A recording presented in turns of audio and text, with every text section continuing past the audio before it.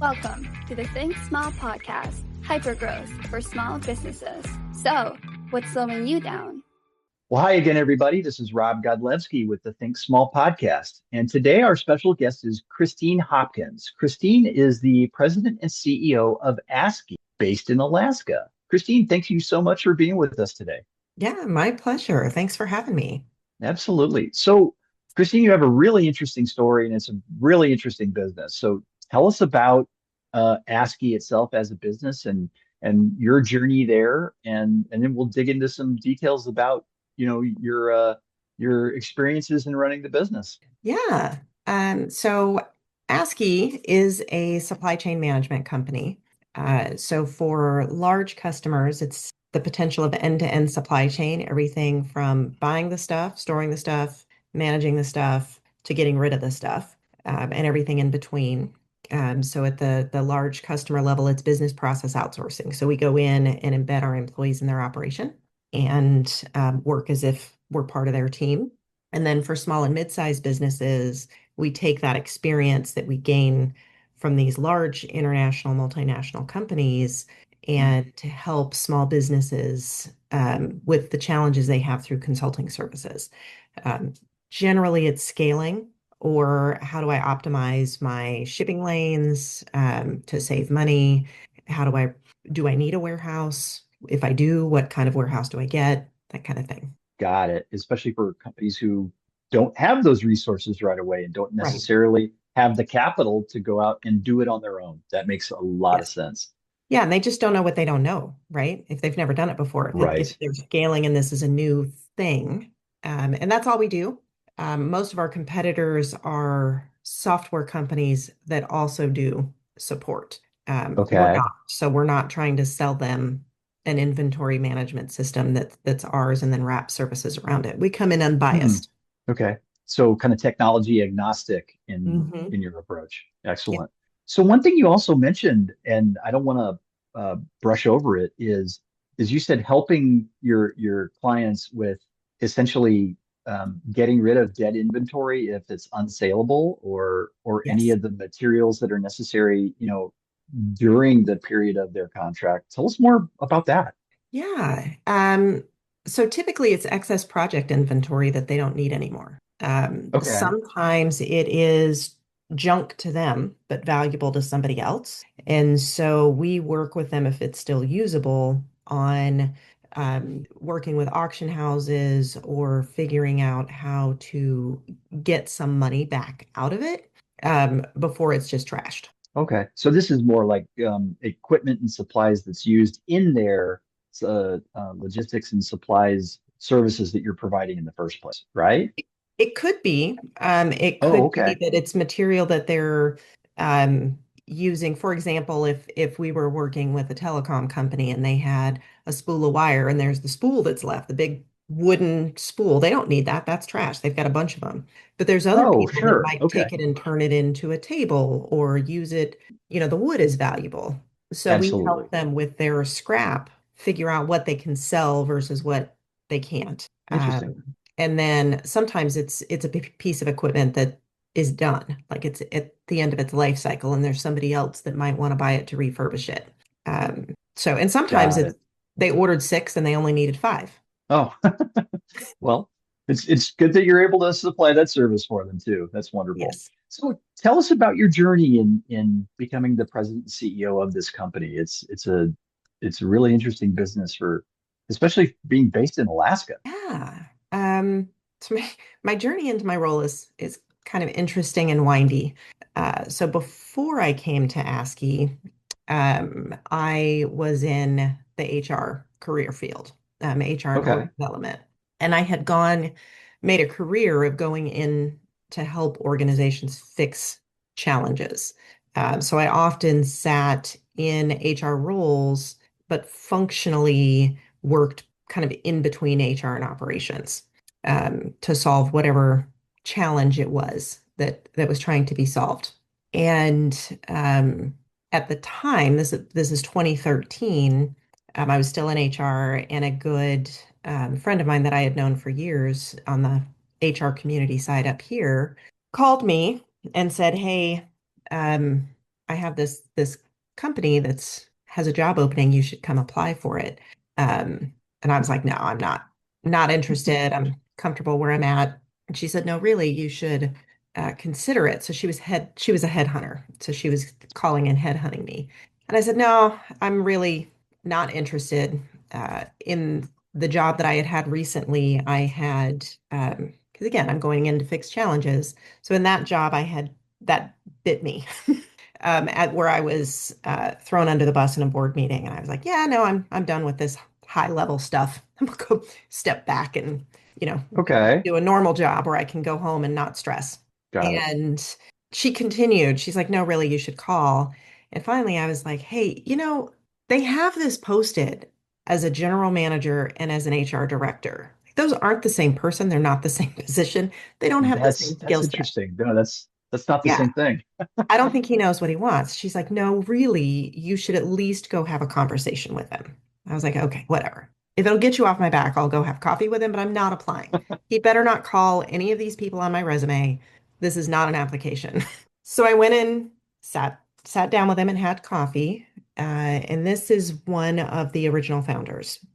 So Okay. there were two of them, and one of them was the prior CEO and now the board chair, and he was the prior general manager and had just moved in to the president and CEO role and was trying to backfill. Okay. And so we were sitting down and having coffee, and he's asking questions and I'm asking questions because I mean, this is 2013. Nobody knows what a supply chain is. I didn't even know what that word meant. Um, we all Certainly figured not it coming out in from the COVID. HR world. No. Yeah, yeah. So we get to the end, and he says, "Do you have any questions for me?" And I said, "Yeah, I might as well just ask it. Do you even know what you want? Like this is posted as an HR director and as a general manager that it's two people, it's two skill sets. Like this is not you're recruiting for two completely different things." His answer is actually why I went to work for the company. He said, Hmm. I do know what I want, but I also know if I just recruit for a general manager, I won't get it. He said, I need somebody that's good with people. I'm not good with people. And we have a particular corporate culture that needs to be maintained. We've had external help come in to help us with the development of this, and it needs to be maintained. So whoever it is needs to understand people and how to manage actively and maintain a corporate culture because I can't do that. And I was like, oh, okay. And I was like, well, I guess that makes sense, but still, tell me more. He said, so Yeah. I At can, least it shows some self-awareness on his yeah, part. yeah. So he said, I can train operations if it's the right person. That's a skill. You can learn that. You can't teach people. You either do it and you get it or you don't. So I need somebody that understands people. And for the right person, I'll get them ready because I'm looking for a successor. And I'm contemplating this. And then what he says next is because we're a service company, all we have to offer is our people. And so Hmm. whoever this is, it's more important to the company than I am. And I was like, oh, Interesting. well, maybe I am interested then. Yeah. Yeah.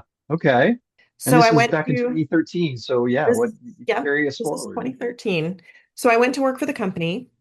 Day two, he sits me down and he said, well, your background's HR, so your title's going to be HR director, and I will make you general manager when people think that's what you are. And I just looked at him and I said, I'm not quite sure I understand what you mean. And he said, uh, I told you that the culture is the most important part of the business, and you have to learn that first. And you're not going to learn that through authority. You are going to have to earn your position through influence. And when people think you're the general manager, then I will give you the title. And I said, well, how are you going to know? And he said, my phone will stop ringing. And I said, well, who's going to stop calling? He said, everybody, the customers, my direct reports, suppliers, vendors, they'll all stop calling me. They'll be calling you. When my phone stops ringing, I'll give you the title. He said, you've got 24 months. I'll support you Okay. however I need to, but you're going to have to figure out what you need to do to learn the business, to Hmm. earn the position. So I did a lot of job shadowing. I spent a lot of time in warehouses on the floor, counting zip ties with them, right? Sure. Learning the job. 18 months later, I became the general manager and really started cross training with them. So that's 2015-ish. Um, and then fast forward 2018, I bought into the business, became one of the owners. There was 10 owners. at the time. They were all the original suppliers for our first customer, to have some skin in the game. That's how the company was formed, was around a particular customer need. Okay. Um, and then mid to late 2018, he told me he was going to run for governor. I panicked. I was like, I'm not ready. Um, and To be then his successor, you mean? to be his successor, yeah, I was like, I'm not ready. And then I quickly had to become ready, because in late 2018, he was diagnosed with pancreatic cancer.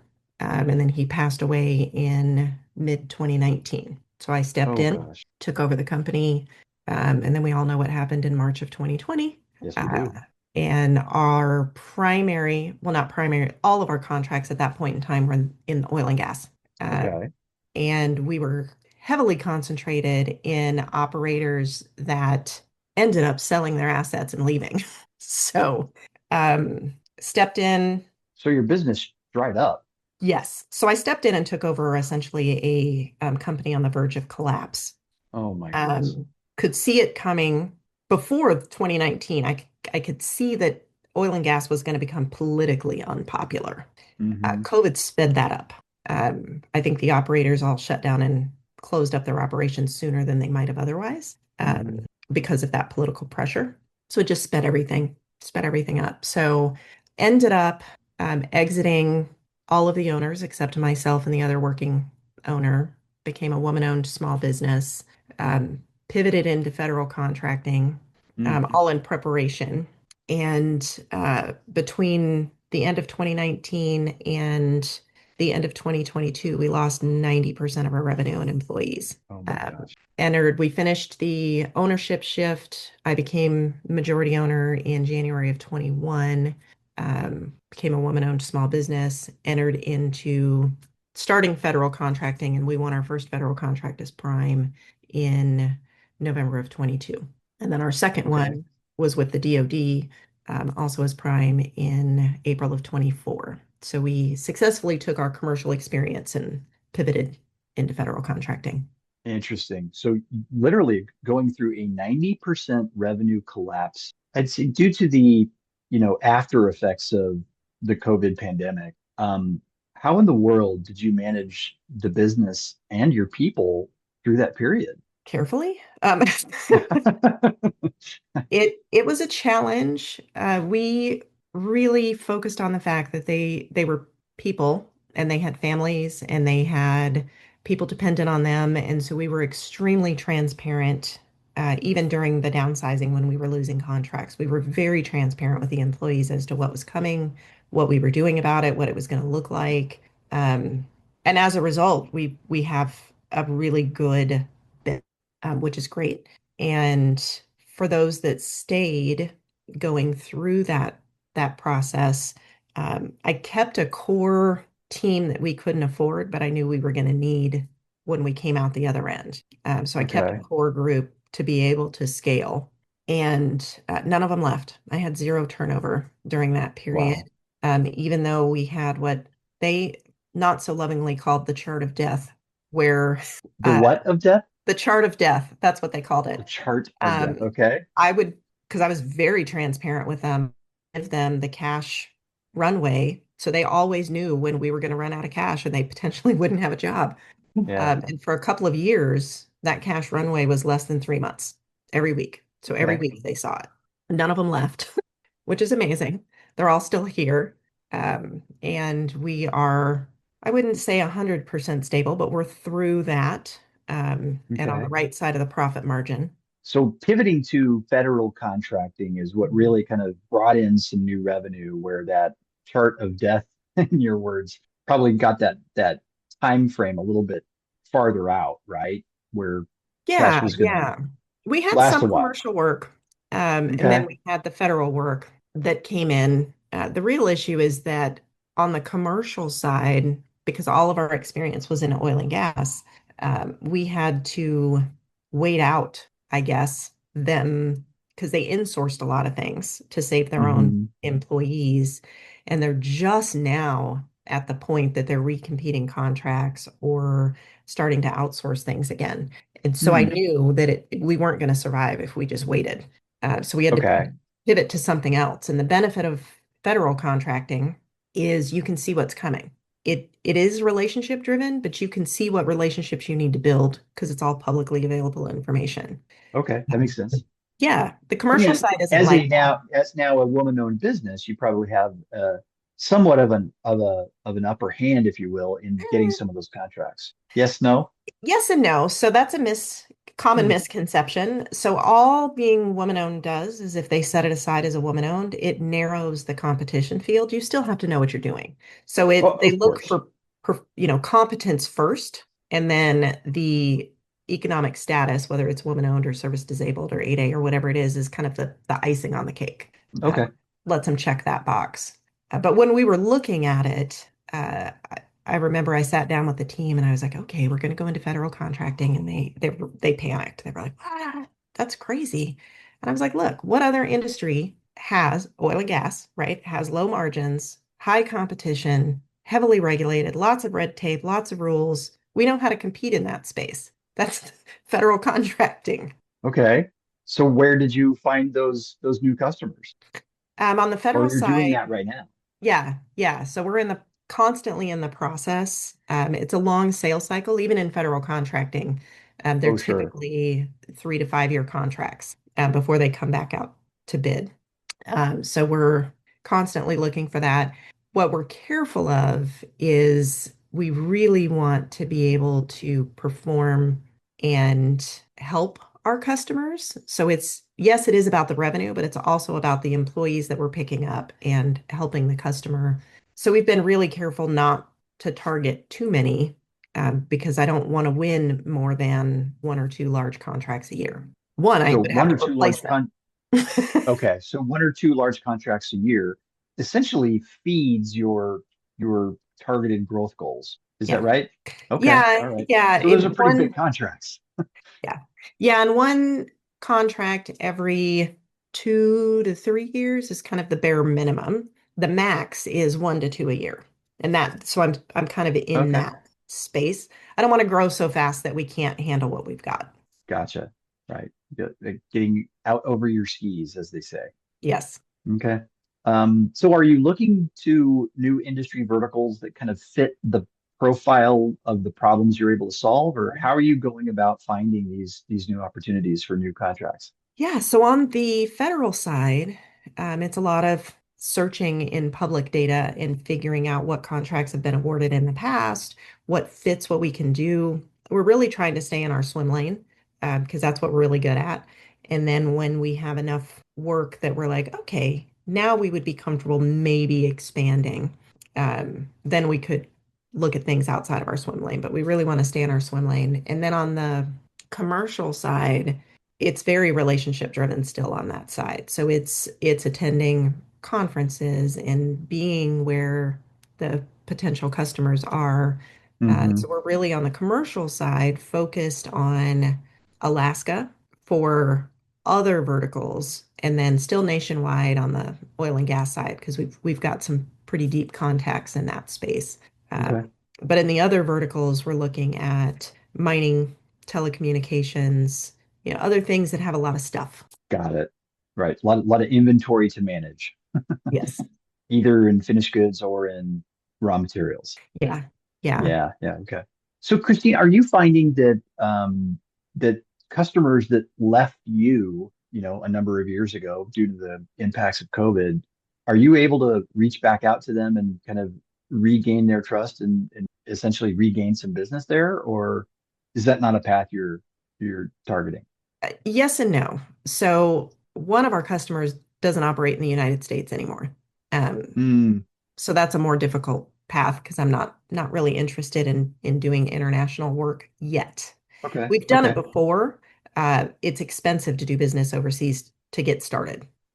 So when it's labor, if we were selling a Sure. thing, that'd be different. For other customers, yes, they're not in the same area anymore. So like one of our main customers used to be BP. They sold their assets in Alaska. So there's still a target customer of ours, but we have to figure out how to unseat the incumbents in the other areas. Gotcha.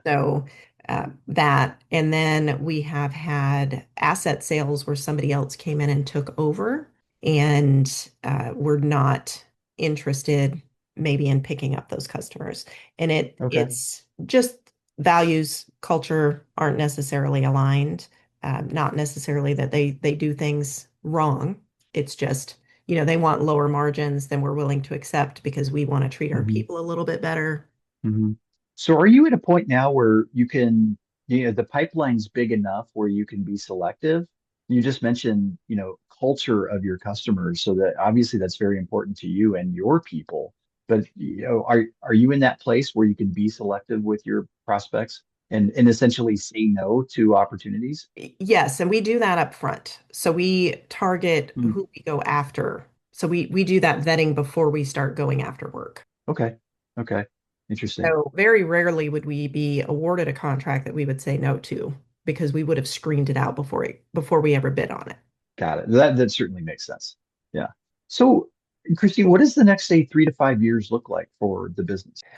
Ideally, the next 3 to 5 years, we would roughly double in size, maybe a little bit more. Mm, We have spent the last year putting infrastructure in place to be able to scale quickly.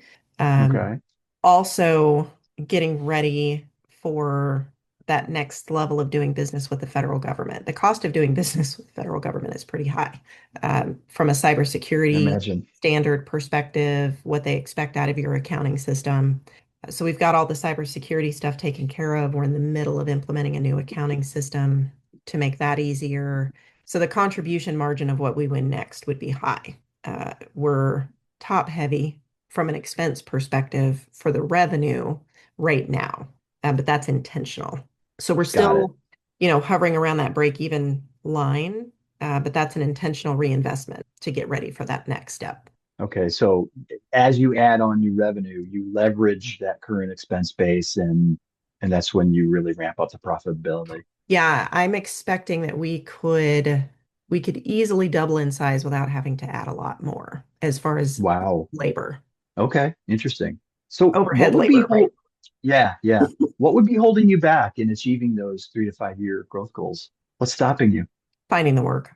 That's Okay. the big thing. Yeah, it's finding the right opportunity and then getting our foot in the door. The challenge that we have faced over the last couple of years has been a very interesting and eye-opening experience. When we were 3 times the size we are now, reputation is how we won work. It was Hmm. word of mouth. People Hmm. would call us and we'd be like, "Oh yeah, we're interested." And there was some business development and marketing, but not super heavy. We didn't have a website presence. We had one, but it hadn't been updated in I don't know how long. We didn't have a social Okay. media presence. So that's all new. We started working on that around 2019, 2020, building that presence Hmm. to be visible and figuring out the proposal aspect of it. Because again, we were bidding on things where we were the preferred supplier. It's a different way of bidding than if you are trying to overcome the preferred supplier, right? Okay. And so what's happened is I would say 90% of the contracts that we're bidding on that we care about, we're coming in number two. Hmm. And so that has been an interesting eye-opening experience to kind of dig into that and figure why. And what we've discovered is that we're not adequately offsetting the risk of change. So we're not convincing the customer that we're worth the risk of change. Okay. All right. Interesting. Yeah, we Well, are, but we're not overcoming that, right? right, right. So it doesn't sound like lead generation is really your challenge. It's Yeah. the vetting of the opportunities to get you to your revenue goals. That's more of the challenge. Interesting. Yeah, it's the vetting of the opportunities. On the federal side, it's a structural issue that we're facing. So most of the Department of Defense contracts that we would go after require a security clearance. But you can't get a security clearance until you have a contract that requires one. But you can't get a contract that requires one without a security clearance. So it's this chicken and the egg. That's a circular It is. reference there. So the only real way for a new entrant to the market, so to speak, to get a security clearance is for you to convince somebody else to make you a subcontractor on one of their contracts. Okay. And Okay. that's difficult because as soon as they do that, they have created a competitor. I was just going to ask you that. Yeah, that makes a lot of So sense. it's really difficult to make that happen. You've got to be able to come in and offer something they don't have. Interesting. And have you been able to differentiate your offerings to essentially overcome that challenge and objection? Yeah, we have a couple of different companies that we are working with to go after work. Nothing has landed yet, but we have submitted some proposals. So we have a couple of partners that we're working with to try to make that happen. Haven't taken it over the finish line yet, but we're working. Okay, well, great. Well, listen, Christine, do you have any kind of last words of advice for, our the business leaders out in our podcast audience that are probably going through some challenges that you've experienced and boy, a 90% revenue contraction is one hell of a challenge to overcome. So, what would you say to our audience who are struggling with growth? You don't have to do it alone.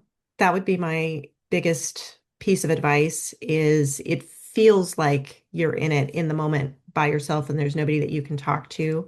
Hmm. Expand your network. There are resources out there. There are networks of other CEOs out there. You can find networks on LinkedIn, make connections and have the conversations. That probably helped me more than anything else was having a network of CEOs that I could reach out to and bounce ideas off of, or just vent sometimes.